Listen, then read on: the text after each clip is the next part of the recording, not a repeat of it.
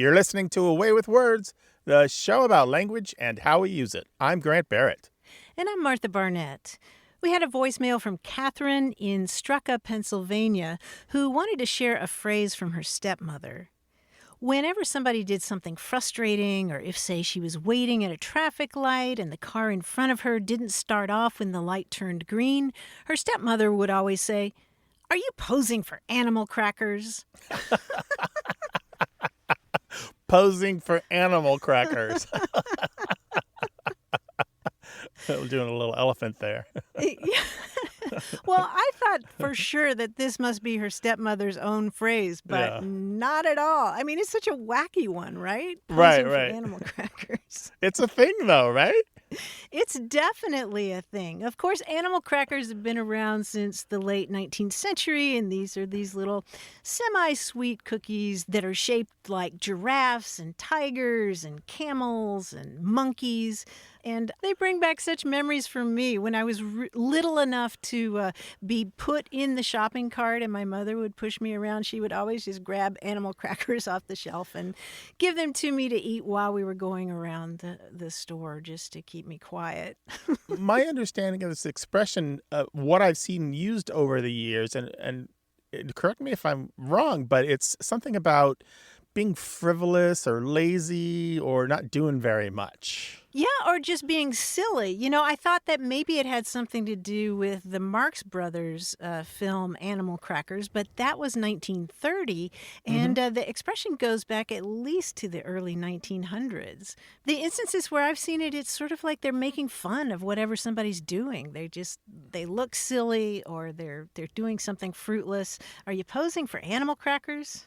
Or I've seen being a model for animal crackers. Yeah. Oh, that's an older version of it. Yeah. I love it. Well, don't just sit there posing for animal crackers. Pick up your telephone. Call us. 877-929-9673 is toll-free in the United States and Canada. And if you want to reach us another way, there are a dozen ways to do it. You can find them all on our website and all of our past episodes at waywardradio.org. Hi, you have a way with words. Yes, my name is Laura, and I am calling from San Antonio, Texas. Welcome to the show. What can we do for you? Yeah, so I was calling in regards to a saying that my dad uses a lot. He is 88 years young, and he is a veteran. And we usually go to, when we do the appointments, the doctor's appointments, we look at the labs and stuff. And, most of the time it's good. There could be a level or two off, but anyhow, I get pretty surprised with his results. And the saying that he usually uses is, well, it's because, why, right? And I say, why? His saying is, well, because I am a fine piece of leather, well put together. And what do you take that to mean? He means, well, he could be a little, a little stuck up, so maybe that, or... You calling your father maybe... stuck up? Well, I have to say he was a good-looking guy. Oh, okay. When he was young, I have to admit, maybe devil, like a Richard Gere type of look. Okay. Nice. But I'm not going to tell him that now because I'll forget about it. I won't hear the end of it. Never give a parent an advantage. So no, I think it pretty much is him telling me, he has pretty good family genes. Oh, okay, gotcha. Yeah, and you're just wondering, where did this handsome devil get this saying from? Correct. All right. So the saying again is... I am a fine piece of leather well put together. All right. Yeah, that's what I thought it was. A fine piece of leather well put together. There are some variations on this. Sometimes a tough piece of leather well put together, or just like leather and well put together. There was a song in 1969. I don't know how popular it was. It's kind of this real fast and loud gospel soul song. It's fantastic. You can find it on YouTube by Donnie Elbert, Elbert. It's called A Little Piece of Leather, but the line in the song is a little piece of leather and she's well put together, which may have helped popularize the term, but the expression goes back at least to the 1930s. I found Okay. it in a high school yearbook as a student quote. But what's more important is where it came from before that. And I can't prove this, but lots and lots and lots of shoe companies over many, many years, we're talking probably more than 100 years, have advertised their shoes, and this is well before the modern day, with variations on, and I quote the line, good leather, well put together, because it rhymes. Uh-huh. And I'm talking tens of thousands, if not hundreds of thousands of advertisements in newspapers for many, many decades across the United States. And my suspicion is that put some form of this phrase into people's minds. And so they joked that they're like a fine pair of shoes, which if you've ever seen, like, say, a finely crafted set of, Italian dress shoes, the very expensive kind, they're gorgeous. That buttery leather. Oh, buttery. They're just, they before they're worn anyway, they smell good. They feel good. It's clear that somebody with years of experience has been at work here with the best tools and the best intentions and made something that is almost art.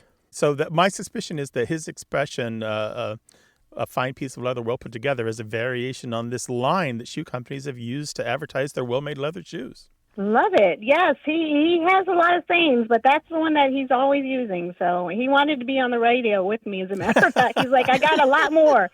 I'm like, well, Dad, your type of sayings are from the military, and this has to be Family show, yeah. Geez, exactly.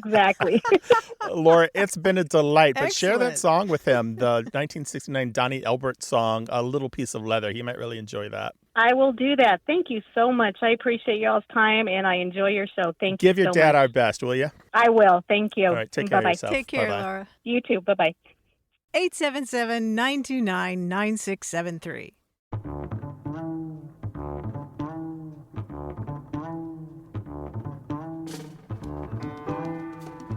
We were talking not long ago about the joys of memorizing poems and what that can do to your mind. And I came across another wonderful quotation. This one is from Janet Fitch's book, White Oleander. And a character in there says, always learn poems by heart. They have to become the marrow in your bones. Like fluoride in the water, they'll make your soul impervious to the world's soft decay. Oh, that's a book title right there, The World's Soft Decay. I know, right? Isn't that a post-apocalyptic book right there, waiting to be written? Oh, That's right. Memorize some poetry so you can get through it. why don't you call our toll-free line in the United States and Canada and recite some of your favorite verses into our voicemail, 877-929-9673. Hello, you have a way with words. This is Peter. I'm calling from Colberg, Wisconsin. I'm interested in learning about a phrase that one of my professors used. I've never heard it before or since, but when he was referring to a person who had become angry, he would describe them as madder than a peach orchard boar. And that's not an expression I've ever heard before. I wonder if you can tell me what it's coming from. So let me get this again. Madder than a peach orchard boar. Yes, B-O-A-R. That's colorful. Yeah, and that meant really, really angry? Apparently so. He was a notorious practical joker, and when he would pull one of these jokes on one of his subordinates, if they got particularly upset with him, that would be the phrase he used. Okay. And any idea where he was from? Well, the fact that he referred to peach orchards and boars made me think he was from somewhere like Georgia, although his accent really wasn't that much farther south of the Mason-Dixon line than maybe Kentucky or Tennessee. Okay. Yeah, well, that makes sense because these expressions involving the behavior of peach orchard boars are scattered throughout the country, but they tend to concentrate in the South and the South Midlands, there where Kentucky and Tennessee are. Madder than a peach orchard boar. It's a really colorful expression that connotes the idea of the old practice of pasturing your hogs in peach orchards, letting them go there and eat the windfall, the peaches that have Yes. fallen off the tree. And you can just imagine this whole pack of hogs being let loose to go pick up these peaches and eat them whole. And some people have speculated that it has to do with the idea of the peaches actually fermenting, being on the ground long enough so that they okay. have yeah. But in any case, you can imagine these hogs just gulping these things down and competing for them. I was going to say, yeah, I bet it was a little competitive. Yeah, exactly. I don't know if it has anything to do with them eating the peaches whole. I've seen people talk about the fact that maybe, once the pits went through, that agitated them even more. I'm not sure that's the case. I can see that. These analogies using the term peach orchard boar go back to the 19th century, and there are lots of different versions of this. Crazy as a peach orchard boar, or crazier than a peach orchard pig, or a peach orchard sow, tipsy as a peach orchard sow, full of nuts as a peach orchard boar. And you can just imagine them ranting and frothing, as they say, like a peach orchard. Yes. Wow. Well, Peter, thank you so much for spending some time with us. We really appreciate it. Well, thank you for that piece of information. I will sleep a lot better knowing where it came from. All right. Call us again we're sometime. glad. Take care. No boars in your I dreams. will. Thank you so much. Take care. Bye-bye. Okay, thanks. Bye-bye. Bye-bye. We'd be happier than peach orchard boars if you'd give us a call, 877-929-9673. That's toll free in the United States and Canada. And if you're somewhere else in the world, there are lots of ways to reach us. Find them all on our website at waywardradio.org.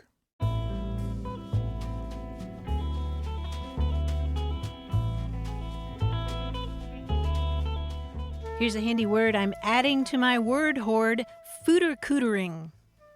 What? All right, let me make some guesses here. Footercootering? Yes. Vacuuming up the food crumbs left by a dog after it snarfed down its dinner. No? No. Cleaning up the mess made by raccoons after they've gone through your trash cans.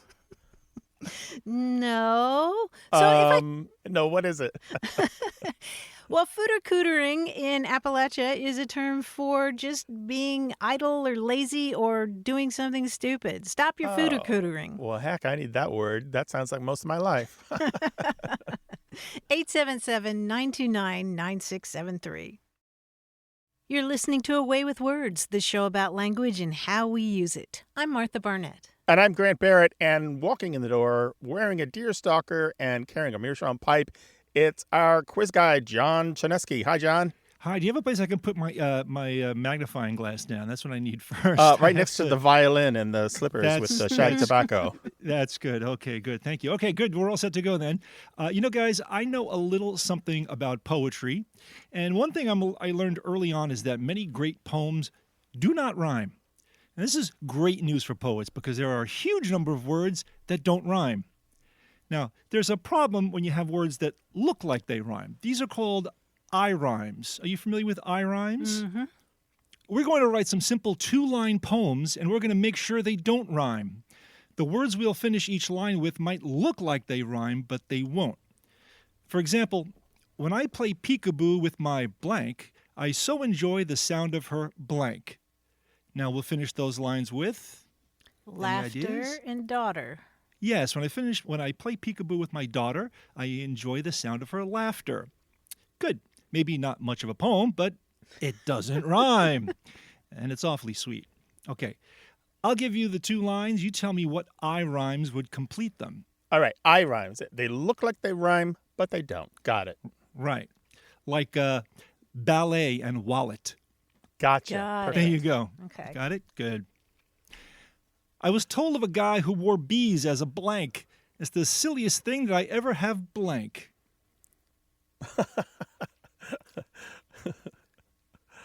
I just made a dumb rhyme in my head, but it's not right.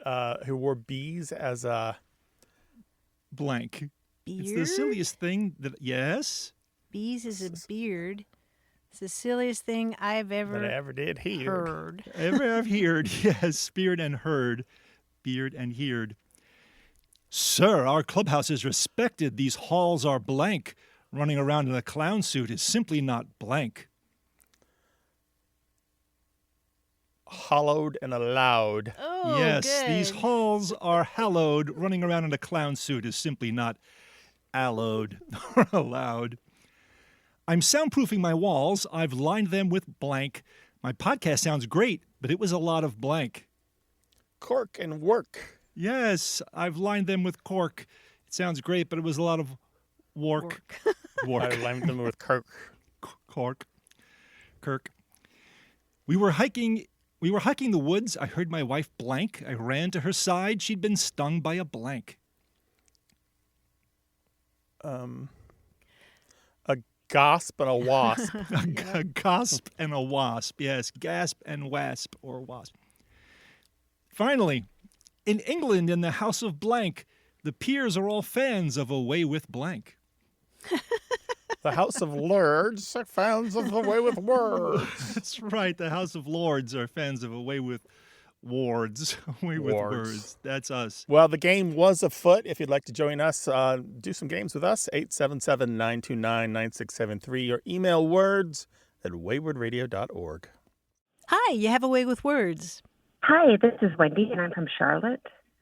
I have a question on a phrase I heard a coworker tell me a few weeks back. They walked by me and said, "Are you ready to race for pinks?" And I had no clue what they meant.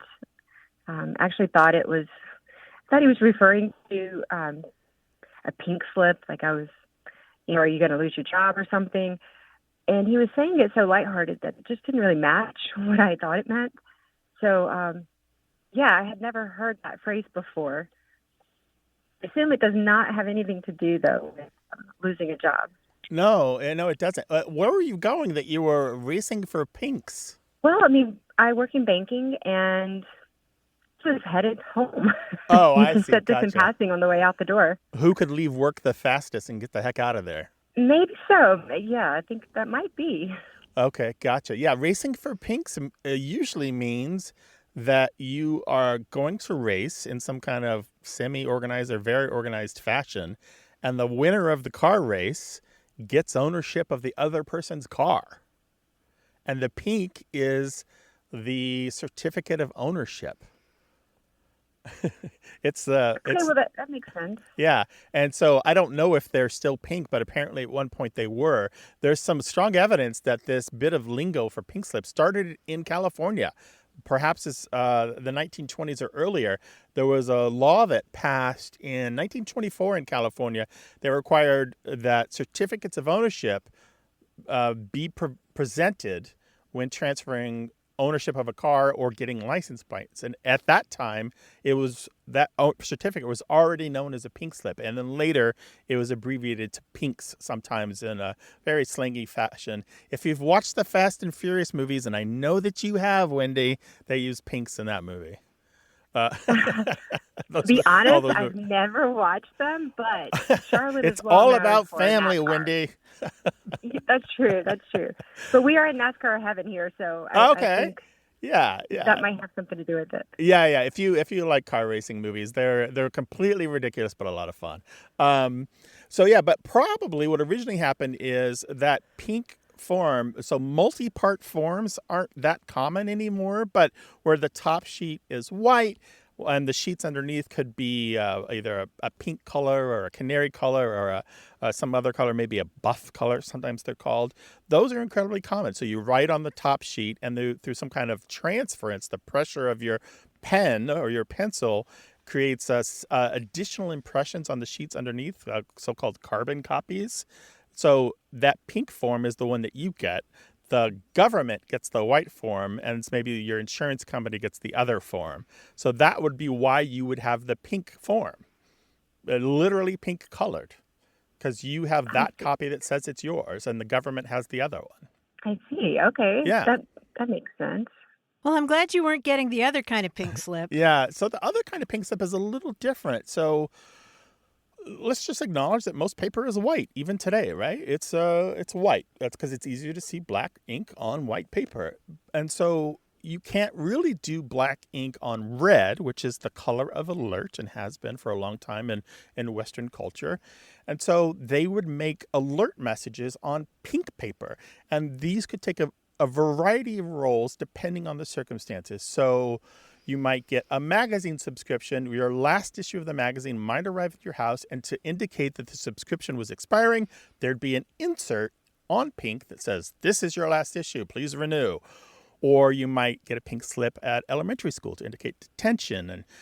And sometimes urgent telegrams were put on pink paper. But more importantly, as you said, a pink slip might be inserted with your paycheck or in your employee mailbox to indicate that you were hereby terminated and your contract was null and void and your services were no longer required. So But again, don't show up on Monday. Yeah, don't show up. That color pink was meant to catch your attention because it would stand out against all the white paper. Oh, wow. That definitely makes sense. Yeah. So as early as the very early 1900s, so we're talking at least 125 years ago. Okay, so before the race for pink, or before pink slips were car. Yeah, exactly. Yeah, so there's separate origin stories, definitely. Got it. Well, that's great. Thank you for shedding some light on this. I'll have to go back to my coworker. Wendy, thank you so much for calling. Thank you. Appreciate it. And drive safely out there. Yes, thank you. All right, bye-bye. Take care. 877-929-9673.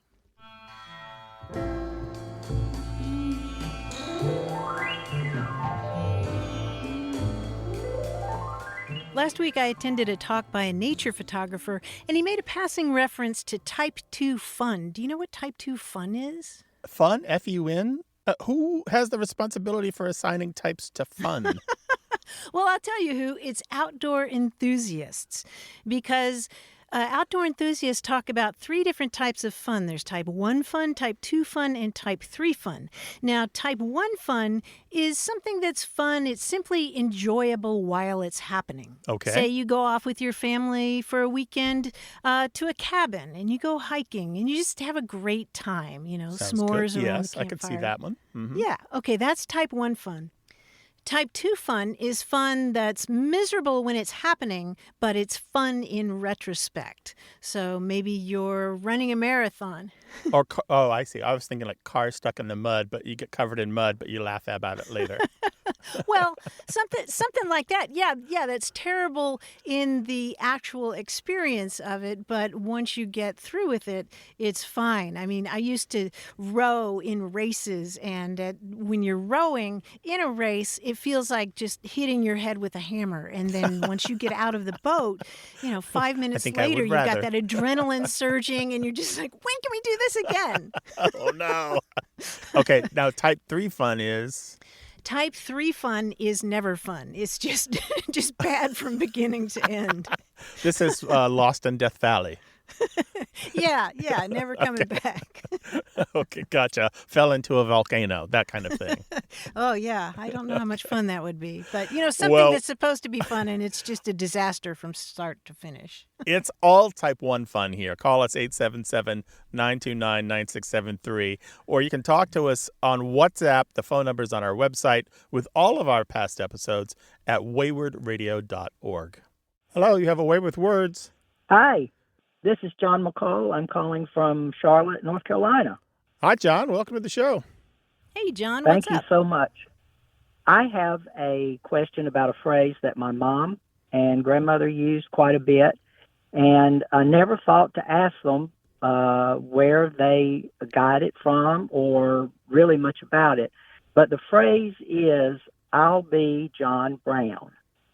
The context for it is when they were surprised, usually when someone said something or did something, or they didn't know how to respond to something someone had said, they would say, "Well, I'll be John Brown." And I know who John Brown is as a historical figure, but I don't know much about the phrasing. Yeah, it does come from the name of the historical figure, John Brown. He was the white abolitionist. And you may recall that in 1859, John Brown led 21 men in a raid on the federal arsenal at Harper's Ferry, which is now in West Virginia. And the plan was that they were going to arm people who were enslaved and help them rise up against slavers.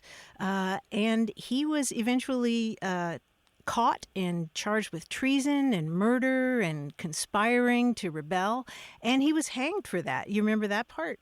I had no idea that his demise, that he had suffered like that. I knew he was a staunch abolitionist, but I didn't know how he died. Yes, he was condemned to death and he was hanged.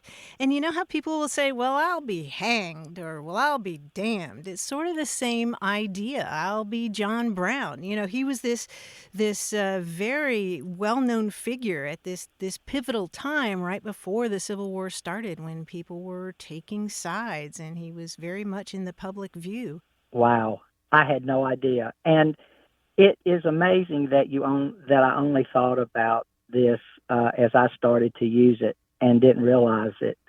I had just picked it up, and then I thought, well, I don't know the origin of this, although I did know a little bit about the historical figure. But she would always use it when she was surprised by something, and I didn't know if that, or she'd particularly use it if someone had made a comment and she didn't know exactly what to say in return. It was just kind of a way to transition the conversation. And that's very good to know. John, thank you so much for calling. Well, thank you very much. I am so grateful to be able to talk to both of you. You all make the world a better place just by being on the radio, and I'm grateful. We appreciate it. Thanks for the kind words. Take care of yourself. Call us again sometime, thank John. you. Bye-bye. I'll certainly do it. Bye-bye. What's the word or phrase that your family uses that all of a sudden you're curious about, just like John? Give us a call, 877-929-9673, or send us an email. That address is words@waywardradio.org. Hi, you have a way with words. Hi, this is Nancy Starr from Omaha, Nebraska. Hey, Nancy, welcome. What's on your mind today? I've lived in Omaha for a little over 30 years, and there's a pronunciation of a word that I'm curious about. The word is both, as in either or both. And it seems like there's an L that gets added to it, so it's pronounced bolth around here. So I wondered where that came from, if it's a regional thing, if it's a dialect that's particular to my city. I don't know. So the word B-O-T-H sounds like it has an L in it, as if it's spelled B-O-L-T-H. Yes, that's what I'm saying. And I teach middle school, and I have had, not often, but sometimes, kids spell it B-O-L-T-H because that's good. The way That's good evidence that they're hearing it, because one of the interesting things about dialect features just like this one is sometimes the people who have dialect features don't know that they have them. Mm-hmm. And so you'll say, oh, you say bolth with an L, and they're like, no, I don't. You're like, no, you do. I've said that before. Mm-hmm. Do you say it, Nancy? No, I don't. I wasn't raised around here, so it's just not part of the way that I speak. And do people where you're originally from say it at all? They say B-O-T-H. No, I grew up near St. Louis, so okay, that's where I'm from. But you'd be surprised to hear that now people do sometimes say both near St. Louis. Okay. Yeah, it's not exclusive to Omaha, and it's not exclusive to a particular age group or any part of the country. About 10% of the population self-reports, that is, they claim that they say it, although the number might be much higher because, as I said, it's one of those dialect features that people may have without realizing it. And the reason we know that it's about 10% of the population says that they say that is because when we first talked about this pronunciation of B-O-T-H, both, on the show, I created a survey and put it online. How do you say both? Do you say both? B-O-L-T-H? And I have that data, and that survey is still running. and it has about 2,500 responses where people include where they consider themselves to be from and where they currently are. And it's very consistent. About 10% repeatedly say that they say it. So it's not bad data. And so what that is called is an intrusive L. There are a number of different sounds that we can accidentally make because of the way that we shape our mouths. Either the tongue does something, or the lips do something, or it's just the accident because sound A follows sound B, or what have you. So a few linguists have looked into this. There's a linguist, Brian Gick. I think I've talked about him on the show before. And he mentions that it's widespread. And so you will hear it from the northeastern United States all the way through the Midwest. It's not as common in the South, but you will hear it.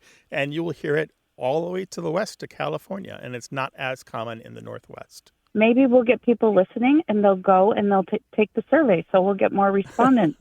Yeah. And we'll find out if it truly is approximately 10%. Yeah. 2,500 is a pretty good sample size, but it's a little skewed because it's skewed to our listeners. And so it's not a true sample of the United States. Nancy, I'm wondering if any of your students ever write out the word drawling, for drawing with an L in that. Oh, they really don't. And I have heard them say it. I have. But they themselves don't hear them that they're saying it. So, interesting. No.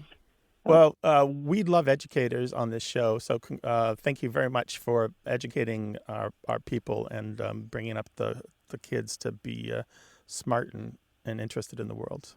Yeah, bring us another field report sometime. I love calling. Thank you. Thanks for taking my question. Take care, Nancy. Be well. Bye-bye. Bye-bye. Bye-bye. We do indeed love getting calls from educators. What kind of education are you in? Who are you educating? What have you discovered about language? Share it with me and Martha. 877-929-9673 or email words@waywardradio.org. This show's about language seen through the lens of family, history, and culture. Stick around for more. You're listening to Away with Words, the show about language and how we use it. I'm Grant Barrett. And I'm Martha Barnett. In 2014, the magazine NEA Arts, which is part of the National Endowment for the Arts, published an issue called The Art of Failure, The Importance of Risk and Experimentation. And it's a series of interviews with writers and artists and musicians, all sharing insights about the creative process and how they handle the failures that inevitably happen along the way. And we'll link to that issue on our website because it's a really good one. My favorite interview was with the incomparable Toni Morrison. She had some really reassuring thoughts about those times when writers can find themselves failing to achieve what they set out to do. Morrison said, "As a writer, failure is just information. It's something that I've done wrong in writing, or is inaccurate or unclear. I recognize failure, which is important, some people don't, and fix it because it is data, it is information, knowledge of what does not work. That's rewriting and editing. You have to pay very close attention to it rather than get depressed or unnerved or feel ashamed. None of that is useful." And then she goes on to say, think of it like being a musician. It's like hitting the wrong note. You have to do something else. In a musical score, if you're singing or you're playing an instrument on stage in public and you hit a wrong note, you can't say oops and leave the stage. You have to make something out of that error. Do a really powerfully creative thing. If it's public, you have to have that ability, that gift to make a mistake look creative.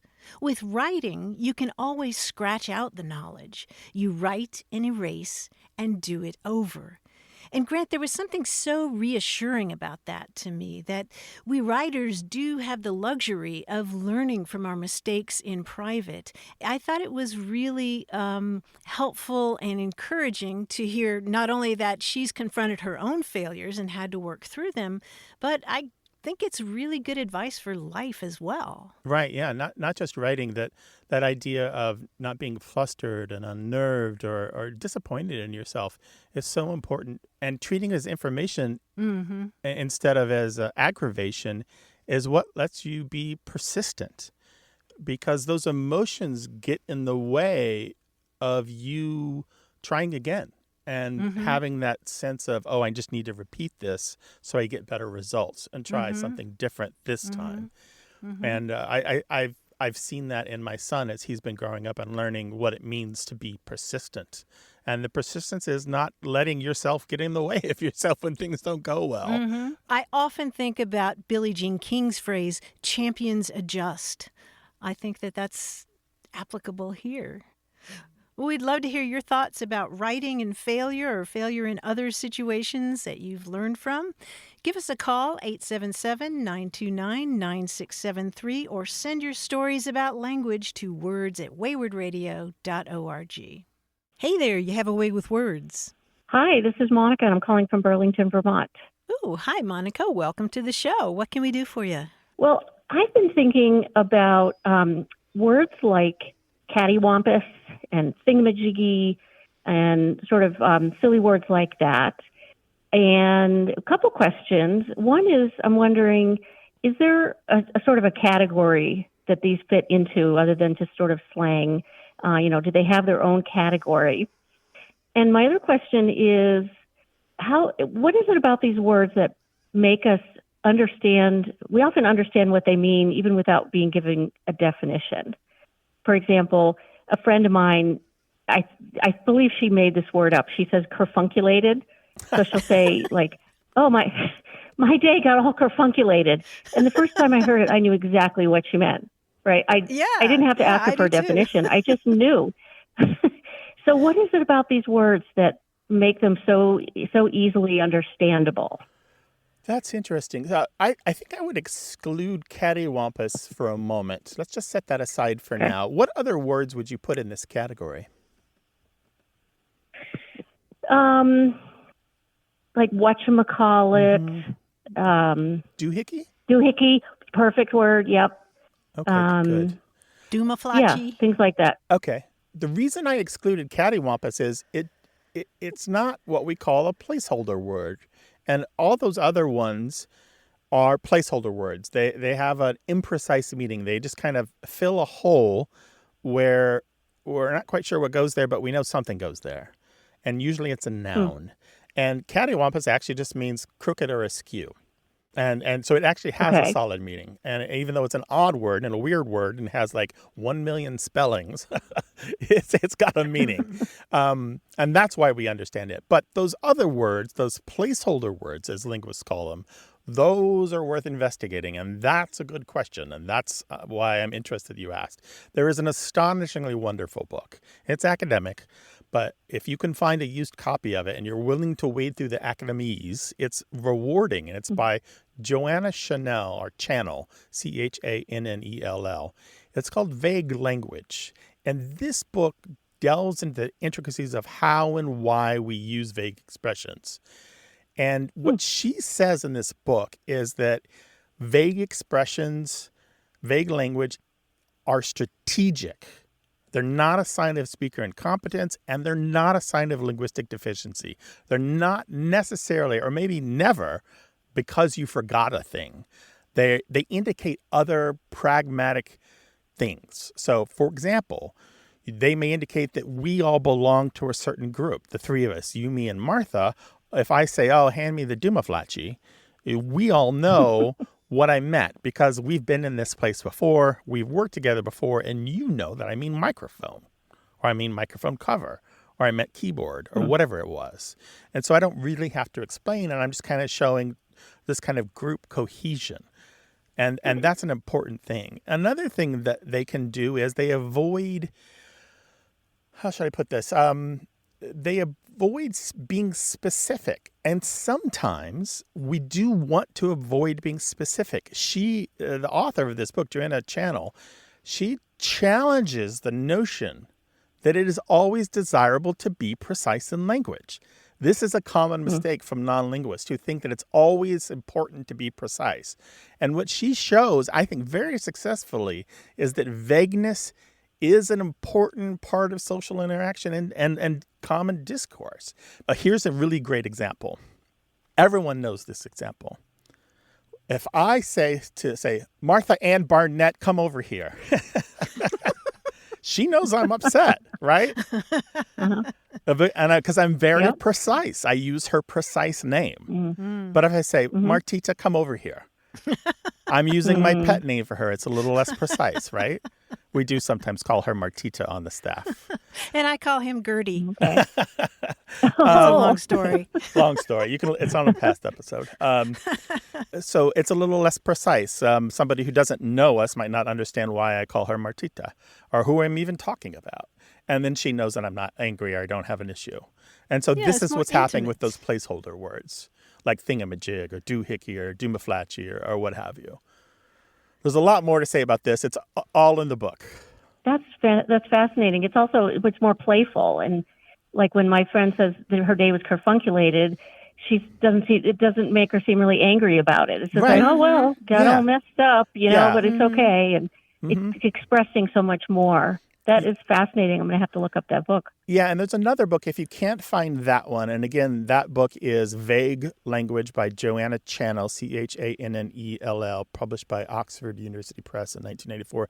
There's another one called Vague Language Explored, which is a collection of essays edited by Joan Cutting, Cutting, which was published by Palgrave Macmillan in 2007, which might be worth looking into.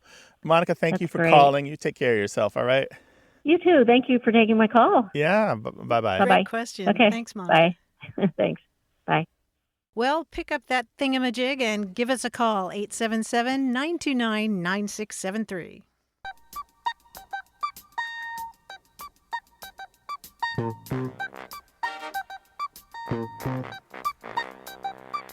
I just found out that friends of mine are making plans to move to another city where their adult children live in order to be close to the grandkids. And it occurs to me that we still haven't come up with a really good term for that.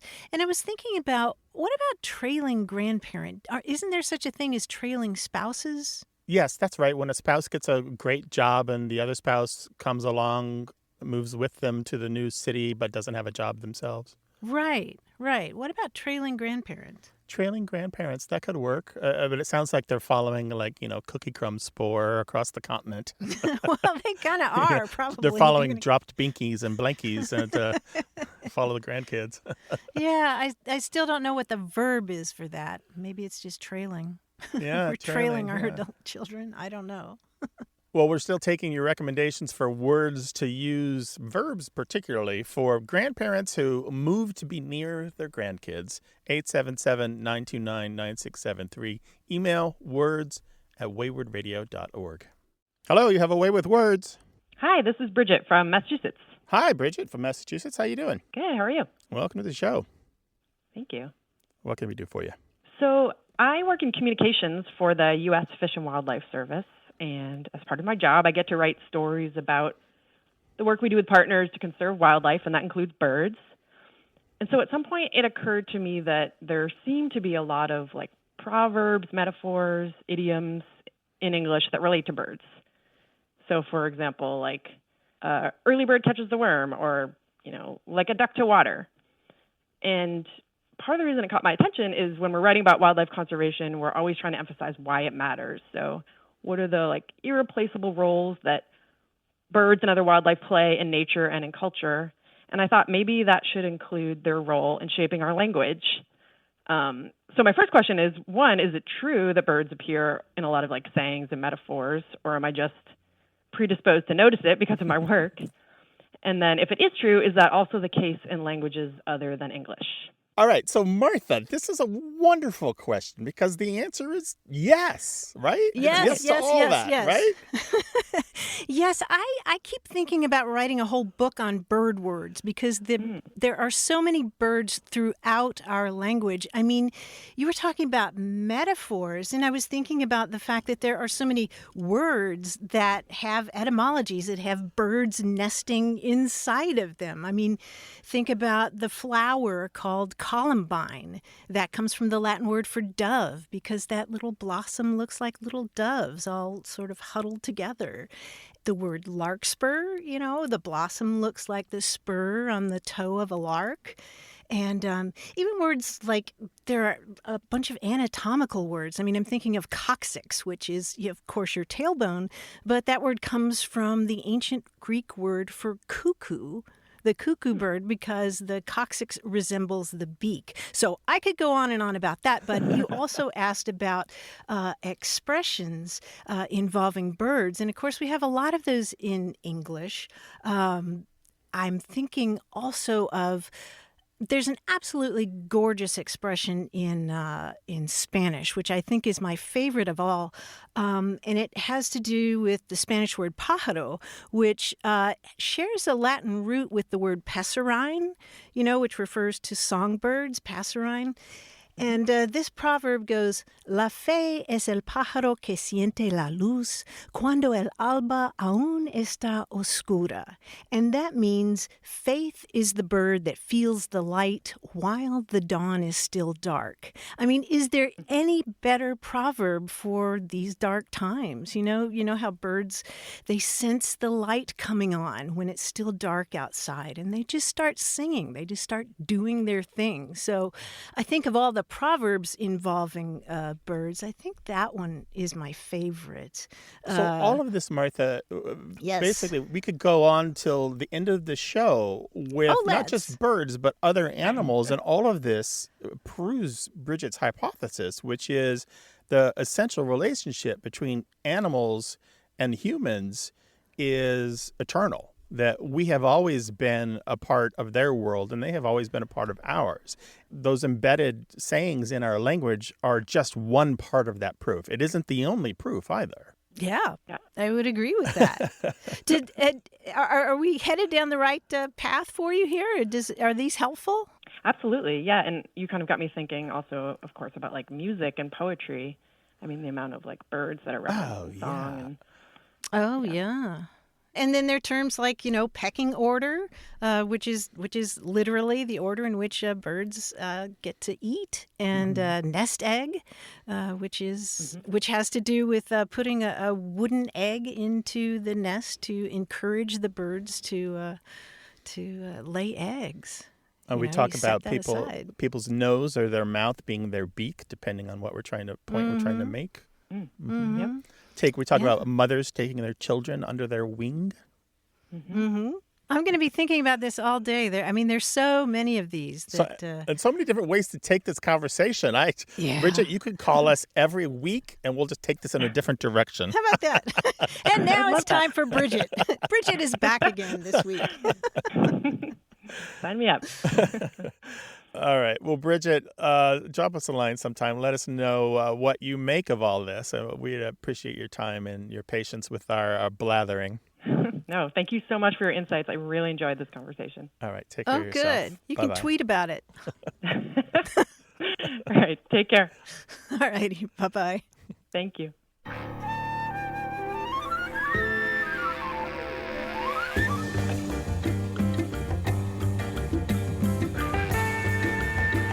Earlier, we were talking about pink slips, and I was reminded that there was a bit of, doggerel or a poem or verse that Mark Twain made popular, although he didn't write it. It was originally written by a journalist by the name of Noah Brooks in New York in 1875, but Mark Twain repeated it in the Atlantic magazine, and it really demonstrates how colored paper has been used as a way of encoding special information for a very long time. And the verse goes like this. Conductor, when you receive a fare, punch in the presence of the passenger. A blue trip slip for an 8-cent fare, a buff trip slip for a 6-cent fare, a pink trip slip for a 3-cent fare. Punch in the presence of the passenger. Punch, brothers, punch with care.